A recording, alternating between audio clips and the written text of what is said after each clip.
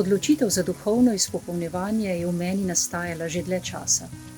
To sprva niti ni bila tako jasna in konkretno izražena misel, da se vpišem na študij duhovnega izpopolnjevanja na teološki fakulteti, ampak bolj nek nemir, neko iskanje, nek občutek, da nekaj manjka v mojem življenju, kljub sicer zelo aktivnemu in polnemu življenju tudi v župnijskem občestvu.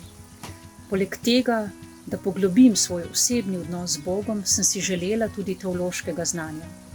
Ni mi namreč blizu, da nas kristjane včasih doživljajo kot drugorazredne državljane, ki le slepo sledimo nekim zunanjim obredom in ritualom, ne vemo pa pravzaprav, zakaj to počnemo. Želela sem najti vsebino, prav tako pa tudi vsebino z veliko začetnico. Študij mi do sedaj vse to daje. Uživala sem na predavanjih o stari zavezi, ki mi je bila do takrat nepoznana, oddaljena. Presenečalo me je, koliko vsega, kar je imel v sebi starozavedni človek, ima tudi novodobni človek. Tudi odkrivanje življenja in teologije cerkvenih učiteljev me je povsem očaralo. Kakšna gorečnost in predanost, ter vera in zaupanje. Prav ti so preizkušali in izpraševali moj pogled vere. Skozi vsa ta predavanja pa mi je postajalo blizu tudi Sveto pismo.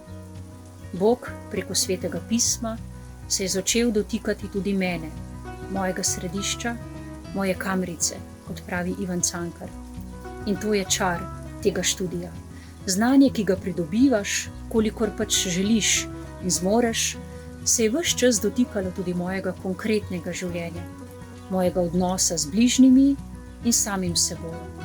In postavljalo na prepih vsa moja prepričanja, moje podobe o Bogu, ki sem jih do sedaj zgradila.